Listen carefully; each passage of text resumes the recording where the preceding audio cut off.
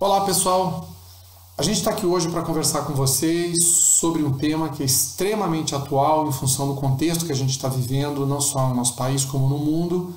E a gente vai falar sobre gestão da continuidade, a questão da elaboração e da gestão de planos de continuidade de negócios e enfrentamento de contingências, que é um assunto que tem interesse todo especial, inclusive para o setor público. Para aqueles que não me conhecem, que não tiveram oportunidade de assistir algum programa nosso no GovLab, meu nome é Alexandre Guimarães, eu sou gerente de projetos da Elo e sou coordenador do GovLab.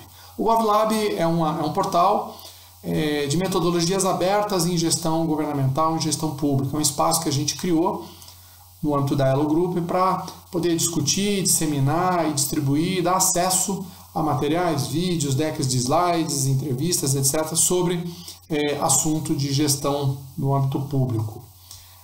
No caso específico da nossa conversa de hoje, mais uma vez vai ser um papo informal, uma conversa em que a gente vai tentar colocar muita da nossa experiência, daquilo que a gente já trabalhou em projetos de consultoria, em parceria, inclusive com órgãos do setor público nesse tema.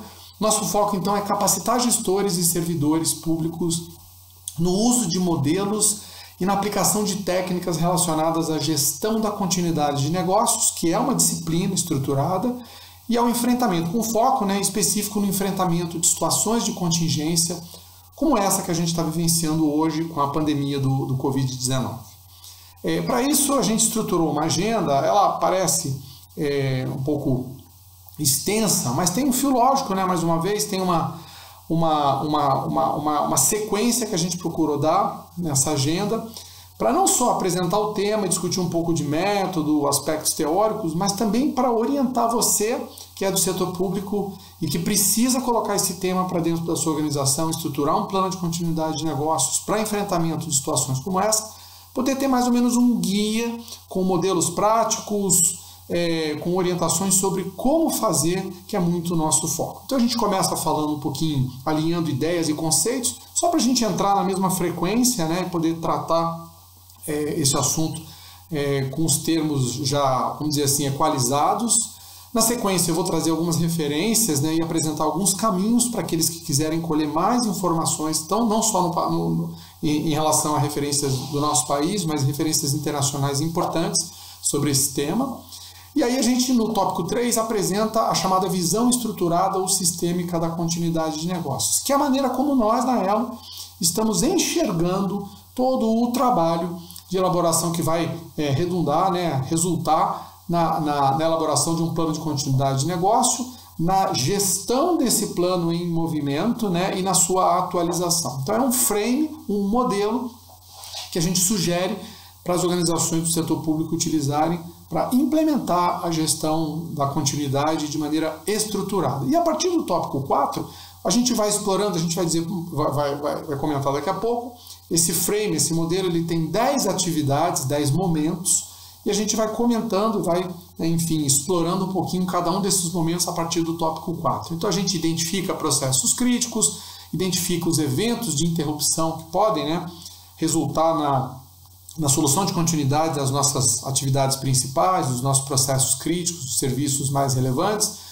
A gente avalia o impacto disso, prospecta medidas de continuidade, constrói o plano de contingência enquanto documento concreto, testa e identifica melhorias que podem ser implementadas nesse plano, como é que a gente caracteriza um estado de contingência, que na realidade é uma percepção sobre uma situação de ameaça iminente de interrupção das nossas atividades, como é que a gente gerencia essas medidas de continuidade em curso, que podem levar algum tempo, como é que a gente retorna à realidade, a normalidade, depois que o estado chamado de contingência ele termina e a gente consegue concluir e decidir por retornar à situação de normalidade, ou seja, de execução regular dos nossos processos e serviços. E por fim, como é que a gente avalia a efetividade e revisa continuamente esse plano de continuidade para que ele esteja sempre pronto para a utilização de maneira efetiva. Bom, vamos alinhar primeiras ideias essenciais, para a gente, como eu disse, entrar na mesma frequência e começar a discutir esse tema de gestão da continuidade de negócios. Então, antes de mais nada, eu trago aqui, só para a gente para sensibilizar um pouco em torno da necessidade, da relevância, da essencialidade de tratar a gestão da continuidade no setor público, né? Eu tenho aqui uma sequência nesse slide de eventos, alguns deles, né, eventos que foram muito marcantes, com impacto em nações inteiras, em cidades, em regiões, etc., né? E trago numa escala aí de um passado não tão distante. Então, eu começo lá em 2001 com um atentado às Torres Gêmeas do World Trade Center em Nova York.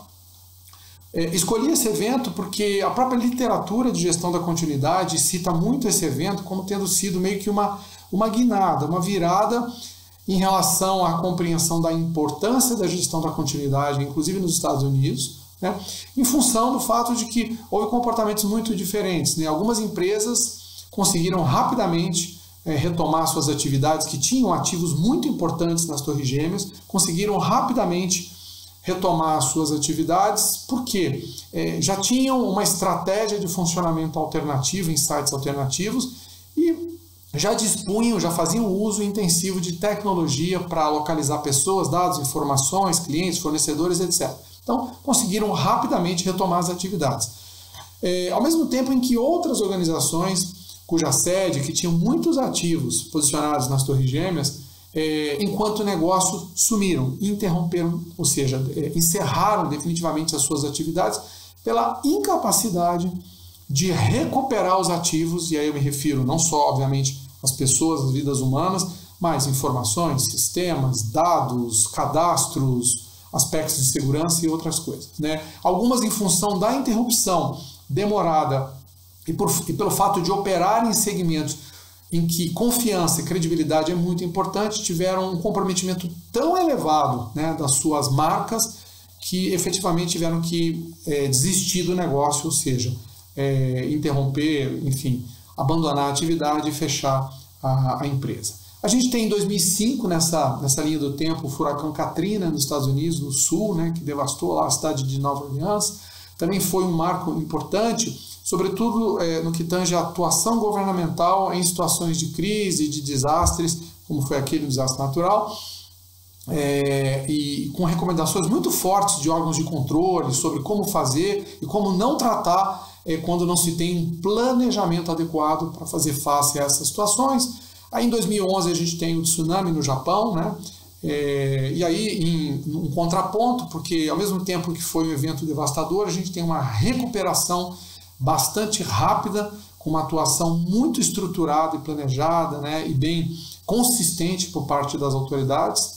A gente tem aqui na América do Sul mesmo o evento do lançamento na atmosfera das cinzas, a erupção do vulcão no Chile, né, Puyehue, que acabou interrompendo, né, também gerando interrupção de atividades de muitas organizações situadas numa região bastante extensa, isso em 2011. Em 2012, o furacão Sandy na região de Nova York, né, fazendo com que praticamente uma parte considerável de Nova York, da ilha de Manhattan, tivesse interrompidas as suas atividades, com sem número de organizações públicas e privadas tendo que, entre aspas, se virar para voltar à atividade e conseguir entregar os serviços essenciais.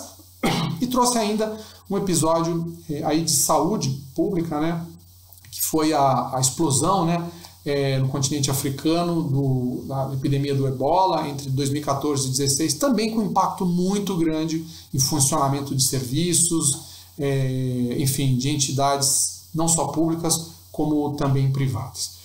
Trago aqui dois eventos que eu venho utilizando para tratar desse assunto, né, quando a gente fala especificamente de setor público. Um em 2005 foi o incêndio do INSS aqui em Brasília.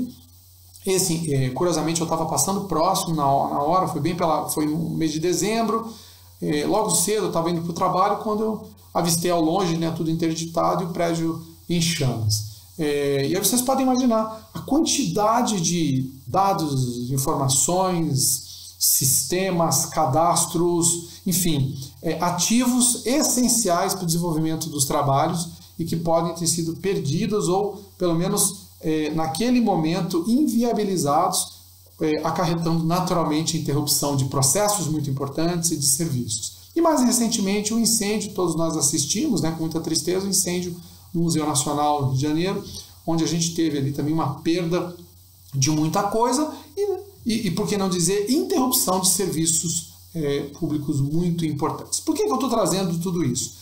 É para a gente parar e pensar o seguinte, esses todos são exemplos de situações que a gente chama de contingências. Se a gente for para o dicionário, contingência é aquilo que não é previsto, né? E essas coisas acontecem. Então, muitas vezes evitar, sobretudo quando a gente trata de fenômenos naturais, evitar que essas coisas aconteçam é praticamente impossível. Contudo, é muito importante que a gente tenha protocolos, que a gente tenha estruturado ações para recuperar, para trazer para uma realidade operativa os serviços críticos, consequentemente os processos críticos que alavancam, né, que respondem por esses serviços. Então a grande diferença não se trata exatamente de evitar, sobretudo quando a gente fala de fenômenos naturais, né, ou coisas que são contingências, né? Claro que a gestão de riscos, a gente vai comentar à frente, ela cuida justamente de diminuir essa probabilidade daquilo que pode ser trabalhado, mitigado, etc. e tal. Mas a gestão da continuidade está muito focada justamente em capacitar uma organização para reativar no menor tempo possível e com nível de degradação planejado os serviços, consequentemente os processos críticos. Essa vai ser a essência do nosso papo.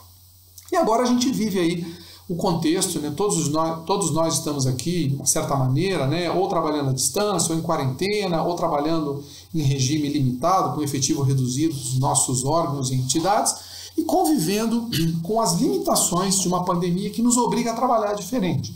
E neste episódio agora do coronavírus, o que a gente assistiu, conversei com vários colegas e parceiros que atuam no setor público, órgãos e entidades, bancos federais, etc., foi uma reação diferente, né? Em alguns casos, as organizações tinham alguns protocolos e conseguiram, com alguma tranquilidade, virar a chave, as pessoas foram para suas residências e começaram a trabalhar à distância. Em outros casos, isso foi meio caótico, né? Para não dizer muito caótico, com áreas de tecnologia pouco preparadas para fazer face a isso, com as conexões, segurança de rede, de acesso, etc. Tal, tudo isso muito confuso, gerando atropelo, retrabalho, apreensão, né, muita tensão e, obviamente, uma perda, uma baixa de performance nos serviços. Então, acho que esse é um momento muito importante para a gente refletir, já que as coisas estão muito acontecendo agora, muito recentes, a gente está vivendo ainda essa, entre aspas, essa crise, para a gente refletir sobre a essencialidade de construir efetivamente planos de continuidade de negócio. Bom, falando de teoria e de termos que a gente precisa deixar bem estabelecer uma distinção, eu queria estabelecer a distinção entre emergência e crise, né? E aí eu me socorro da literatura. Emergência é uma situação inesperada e indesejada que põe em risco pessoas ou patrimônio da instituição. Então, uma emergência é alguma coisa que requer uma atuação rápida, né, porque representa, obviamente, uma ameaça, uma situação inesperada e indesejada, que bota em risco coisas importantes para nós. Contudo, a emergência, né, ela não quer dizer necessariamente crise. A crise, sim, é a perda total ou parcial de controle sobre uma situação considerada danosa para uma organização e seus interesses. Então, na realidade, é o seguinte: se uma emergência acontece, né, e eu não tenho um protocolo de resposta para aquela emergência, ou eu faço face àquela emergência, reajo à emergência de uma maneira descoordenada, né? Em algum aspecto aquilo foge ao controle, notadamente do ponto de vista de comunicação, né? E de notícias que passam a ser, enfim, veiculadas pela mídia, enfim, ou outro aspecto qualquer que eu não tinha previsto, não estava estruturado, e aquilo começa a tomar um caminho para o qual eu não estou preparado. Aí se configura uma crise.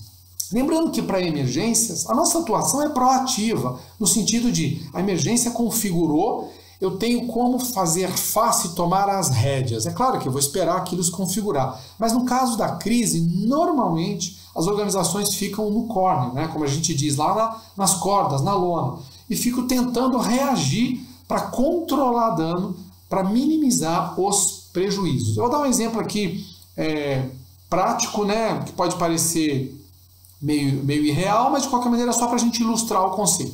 Imagine que a gente tem uma empresa aérea, por exemplo, né, e ela faz transporte aéreo, seja de carga, de passageiros. Então, uma emergência, uma aeronave que faz um pouso forçado, num aeródromo, ou mesmo faz um pouso forçado numa situação que caracteriza quase que um acidente, com perdas materiais, etc. e tal, aquilo é, sem dúvida nenhuma, uma emergência. Agora, se a empresa está preparada para aquilo, dá uma resposta adequada, não só no tratamento técnico, presta as informações, todas as informações tempestivamente para as autoridades, para a mídia, trata de se coordenar com as autoridades do poder público para proteger a área, para proteger as populações que estão próximas, para proteger aqueles que eventualmente eram tripulantes ou passageiros, ou seja, faz tudo aquilo de uma maneira coordenada, no tempo correto, né?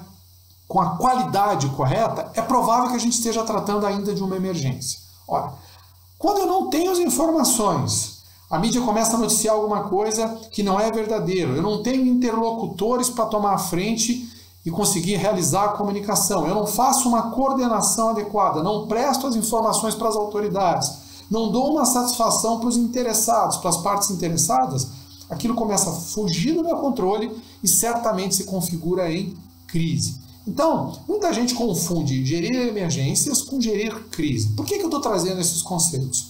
Simplesmente para dizer o seguinte: daqui para frente, quando a gente estiver falando de gestão da continuidade de negócios, o ideal é que todos nós, a gente se situe no mundo da gestão de emergências, não de crises, que a gente não deixe uma situação que pode gerar interrupção nos nossos serviços críticos escalar para uma situação de crise. Porque crise, basicamente, é controle de danos, e a gente não quer deixar isso acontecer. Isso explica a essencialidade de a gente ter protocolos estruturados para tratar a gestão da continuidade de negócios. Bom, qual é a relação entre riscos e continuidade, ou gestão do risco e gestão da continuidade? São temas que são muito relacionados e alguns autores posicionam até a gestão da continuidade como um subtema dentro da gestão de riscos. Então, a gestão de riscos, ou gerenciamento de riscos, ele envolve o levantamento e avaliação de eventos de risco, né, de ocorrências, bem como a elaboração de medidas para anular ou minimizar a probabilidade dessa ocorrência, né? Então a gente vai tratar dos eventos, vai tratar dos fatores associados a esse evento, né, que são fatores de causa desses eventos, e a gente vai tratar de ponderar, hierarquizar, analisar e, por fim, estabelecer, implementar ou aprimorar controles, medidas de mitigação desses fatores, para que a gente não venha a ver concretizados os próprios eventos, desde que isso seja possível. Então, a gestão do risco, basicamente, vai tratar disso, né? Já a gestão da continuidade, ela raciocina um pouco diferente. Ela trata da elaboração de medidas pós-concretização de um evento de risco. Então, a gente vai considerar que o evento aconteceu, infelizmente, né? E aí, o tratamento é, como é que ele aconteceu e ou já interrompeu ou está na iminência de interromper processos críticos, consequentemente, serviços críticos. E aí a gente vai tratar de estabelecer protocolos de medidas que devem ser adotadas para a gente retomar no menor tempo possível as atividades, os serviços e, naturalmente, os processos críticos da minha instituição. Então, é uma abordagem diferente, é uma abordagem pós-fato, diferente da própria gestão de risco, né? Então, em relação à gestão da continuidade, a premissa básica é de que o pior cenário já ocorreu, ou seja, o evento de risco, que a gente vai tratar como evento de interrupção, né, ele já se concretizou. E os processos críticos estão impedidos de continuar em suas configurações normais, ou eles estão completamente interrompidos, ou pelo menos não conseguem realizar, né, ser realizados, executados na configuração normal. A abordagem nesse sentido do plano de continuidade, né, é o quê? De recuperar, de promover uma recuperação em níveis planejados dos processos críticos no menor espaço de tempo possível. E níveis planejados significa a gente aceitar que por vezes a gente vai realizar, vai executar, vai retomar aquele serviço, aquele processo, tá? Com alguma degradação, mas uma degradação em termos de performance, de tempo, de volume, de qualidade, uma degradação planejada e aceitável. Então tudo isso, vejam quando a gente falou de emergência, que está no mundo da gestão de emergências e não de crise, de maneira desejável. Uma questão importante é que às vezes a gente vê dois termos, né? Continuidade e contingência. Plano de continuidade, plano de contingência, e muita gente tem dúvida em relação a isso. E aí a dúvida se justifica, porque são termos muito relacionados e que muitas vezes, inclusive na literatura, são utilizados de maneira indistinta. Então, o foco de um plano de continuidade é retomar atividades e prosseguir com processos críticos, né, serviços críticos, especificamente. Quando a gente já fala de contingência, raciocinando que contingência, se a gente for para o dicionário, é alguma coisa inesperada, não previsto, né, e normalmente com uma tinta indesejada, algo negativo, gerir, ou seja, elaborar um plano de contingência, de maneira genérica, é um plano para responder a uma situação inesperada.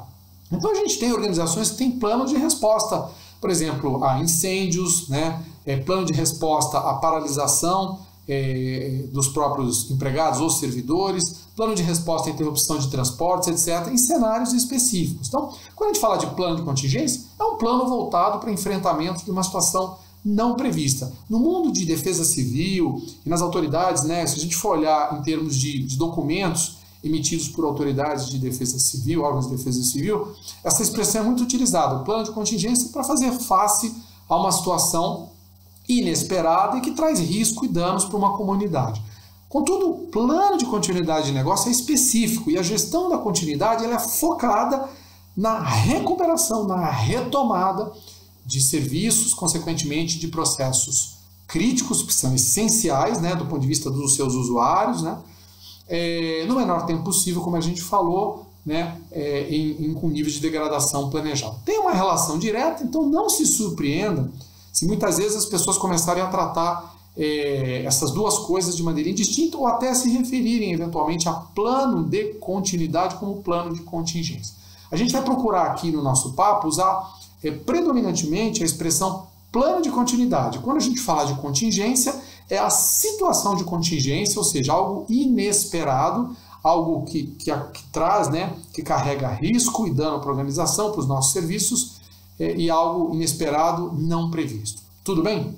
O direcionador da ação, né, quando a gente está falando de gerenciar riscos, né, o que direciona, o que orienta a nossa ação? Então, no caso de riscos, são normalmente as causas dos eventos de risco. Então, eventos são ocorrências e a gente vai estudar os chamados fatores, os fatores causais daqueles eventos, o que está embutido no evento de risco, né? Que pode trazer prejuízo, dano, comprometimento das nossas atividades, da nossa imagem, etc., dos nossos ativos.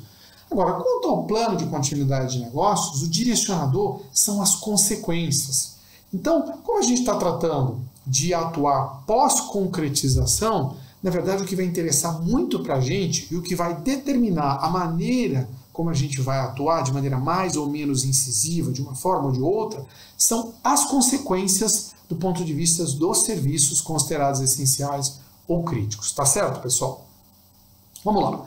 Alguns conceitos ainda importantes. Quando a gente falar de ativo, vamos entender que é tudo aquilo que represente valor para a organização e inclui a sua reputação, a sua imagem. Então, ativo não é só o conjunto dos bens materiais, é tudo que para a gente for valor no âmbito da nossa instituição.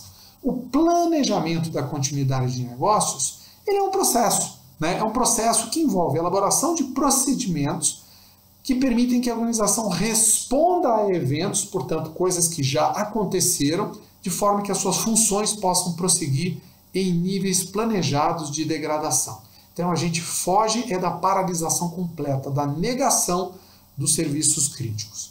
Funções críticas. E aí a gente pode considerar funções meio que sinônimo de quê? De processos e de serviços, que no fundo é o que nos interessa, né? Então são funções cuja interrupção pode acarretar a não sobrevivência da organização, ela para, ou a perda da capacidade de atingir seus objetivos críticos, de entregar aquilo que é a própria missão da instituição. Tá claro? Um evento de risco, para nós, já que nós não vamos tratar especificamente de gestão de riscos, mas da gestão da continuidade, evento de risco para a gente é um evento de interrupção, aquilo que promove a descontinuidade, né? É uma ocorrência extraordinária que promove a descontinuidade, como consequência, a desarticulação de um ou mais processos, ou seja, serviços da minha instituição. E análise de impacto, o que é isso? É uma análise que a gente vai fazer, nós vamos mostrar um pouquinho à frente, voltada para determinar quais são os efeitos, né? Quais são as características de um determinado evento de risco? Como é que isso vai atuar sobre funções ou processos críticos? Então é importante, a partir do momento que a gente levanta potenciais eventos, né, de risco ou eventos de interrupção, que para nós são a mesma coisa, significam a mesma coisa, bom, vamos estudar um pouco melhor, vamos fazer uma análise do impacto, né, desses eventos sobre a minha operação regular, a operação dos processos críticos da organização. Vou trazer para vocês agora algumas referências importantes sobre esse assunto. Quando a gente fala de gestão da continuidade, no âmbito do Brasil, esse é um tema que, isso não sou eu quem estou dizendo, né, os autores sobre o tema já se reportam, já se referem à gestão da continuidade dessa maneira, os estudos, os trabalhos que a gente tem acadêmicos. É notório a falta de um volume maior de publicações sobre gestão da continuidade no âmbito do nosso país. Então, é um tema ainda relativamente novo, a gente não tem muita gente estudando isso, não tem uma quantidade grande de normas sobre isso. E eu vou trazer aqui alguns exemplos bem interessantes. O Banco Central, né, como órgão que fiscaliza, enfim, né, tem a responsabilidade de fiscalizar o sistema financeiro, estabelecer as regras de funcionamento do sistema financeiro do nosso país, já se preocupa com isso há algum tempo. Eu trouxe aqui 3 exemplos, né, uma resolução de 2006, a 3380, que dispunha sobre implementação e estruturação de gerenciamento do risco operacional, e dentro, tratando o risco operacional, já tinha lá um dispositivo, lá um item chamando atenção para a necessidade da existência de plano de contingência. Então vejam que nesse caso, o plano de contingência estava sendo tratado mais ou menos de maneira similar a plano de continuidade de negócios. Já em 2017, bem mais recente, a resolução 4557 dispõe sobre a estrutura de gerenciamento de riscos e a estrutura de gerenciamento de capital. E lá no artigo 7º, quando fala da estrutura de gerenciamento de riscos, diz que essa estrutura deve prever, entre outras coisas, políticas e estratégias claramente documentadas para a gestão de continuidade de negócios. E, mais uma vez, em 2018, a resolução 4658 vem tratar lá no seu artigo 3º, ela fala sobre política de segurança cibernética e fala sobre a política de segurança e que ela deve contemplar, no mínimo, entre outras coisas, diretrizes para elaboração de cenários de incidentes considerados nos testes de continuidade de negócio. Então vejam que o Banco Central, e não por acaso, né, porque isso já vem de recomendações, né, de acordos de Basileia, enfim, já há uma preocupação no âmbito do sistema financeiro de normalizar esse tema no âmbito das instituições financeiras, por razões bastante compreensíveis, né? No âmbito do Poder Executivo Federal, a gente efetivamente não tem um volume, né, de normas tratando disso, mas existem algumas coisas já de algum tempo sendo tratadas nesse sentido, da mesma maneira como a própria gestão de riscos. Então, em 2008, tem uma instrução normativa do GSI, Gabinete de Segurança Institucional da Presidência, que disciplina a gestão da segurança da informação e comunicação. Então, é uma norma que trata, né, basicamente segurança de informação e comunicações no âmbito da administração toda. E essa norma tem referência lá a aspectos da gestão da continuidade. A norma complementar número 6, essa já em 2009, ela tratou especificamente de diretrizes para a gestão de continuidade de negócios, nos aspectos também da segurança da informação e comunicações. Então vejam que a continuidade de negócios no Poder Executivo Federal surge no bojo de uma discussão de segurança da informação e comunicações, o que é natural e acontece muitas vezes, né? E eu trouxe um outro dado aqui, uma instrução normativa, a IN conjunta, né, de 10 de maio de 2016, que dispõe sobre controles internos, gestão de riscos e governança. Essa não falou nada especificamente sobre gestão da continuidade, mas veio tratar sobre gestão de riscos. Ela é amplamente conhecida, né, e determinou uma série de ações aí por parte de todo o Poder Executivo, no âmbito de todo o Poder Executivo Federal. A gente tem, muito importante, a ABNT, Associação Brasileira de Normas Técnicas, regulando esse tema no âmbito do nosso país por meio de 2 normas. Na realidade, já existia um conjunto de normas anterior, né, e essas normas foram um pouco mais recentemente atualizadas e substituídas por estas aqui. A gente tem a ABNT, a NBR ISO 22301, que fala especificamente sobre segurança, fala sobre sistemas de continuidade, de gestão de continuidade de negócios, tratando dos requisitos. E a 22313, essa primeira de 2013 e a outra de 2015, fala sobre as orientações. Então, é uma norma que trata de uma maneira geral, né, traz conceitos, enfim, um referencial geral para a gente tratar sobre gestão da continuidade de negócios, né, isso na esteira daquilo que preconiza os parâmetros internacionais, as normas ISO, as normas do sistema britânico e outros. Eu trouxe aqui uma referência interessante do Tribunal de Contas da União também. Então, já é uma preocupação do TCU há algum tempo o tema da gestão de riscos. E aí existe uma resolução, a 261 de 2014, que dispõe sobre a política de segurança institucional, né, do próprio TCU e o sistema de gestão da segurança institucional do tribunal. E essa norma afirma que a continuidade dos negócios é a dimensão que integra a segurança institucional. Então, posiciona a continuidade de negócios como um dos elementos que tem que ser tratado, né, tem que ser gerido, à luz do que ele chama de, que a norma trata como sendo segurança institucional. Então, veja que, embora seja algo aplicável ao TCU, já evidencia uma preocupação do órgão de controle externo com isso.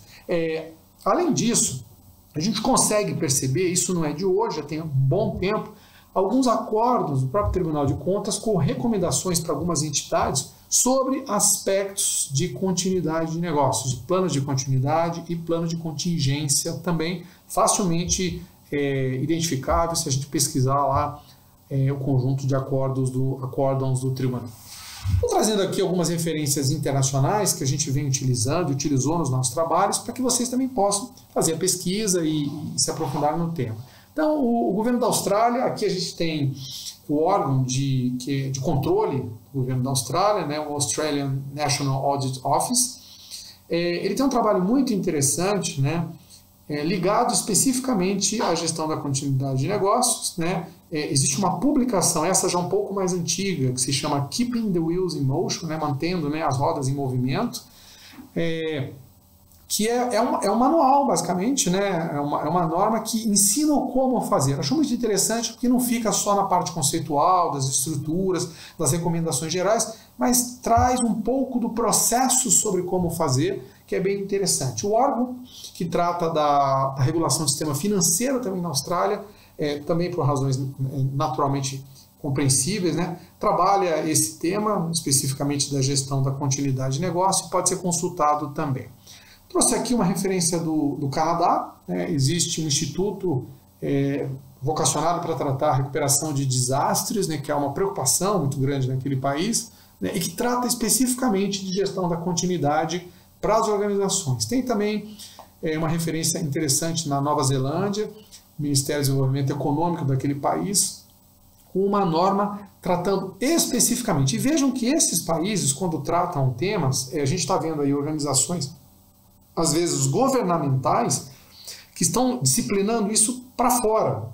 Ou seja, é o governo se preocupando em disciplinar e induzir a discussão desse tema e ofertar estruturas de trabalho não só para o próprio setor público, mas para a sociedade, para as próprias empresas, né? Ou seja, para que a gente não sofra, não só no setor público, também no setor privado, com interrupção de atividades em função de eventos de grandes proporções, né?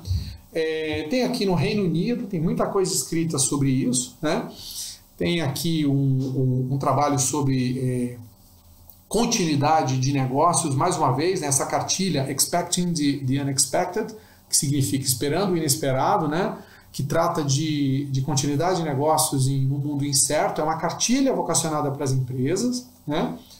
Nós temos o Instituto de Continuidade, né, de Negócio, o Business Continuity Institute do Reino Unido, que é uma entidade, inclusive, certificadora para profissionais que se dedicam, né, ao tema da continuidade de negócios. Então, se alguém se interessar, não só em adquirir conhecimento, mas também de verificar as condições de se certificar em gestão da continuidade, uma dica é consultar o BCI, Business Continuity Institute, do Reino Unido.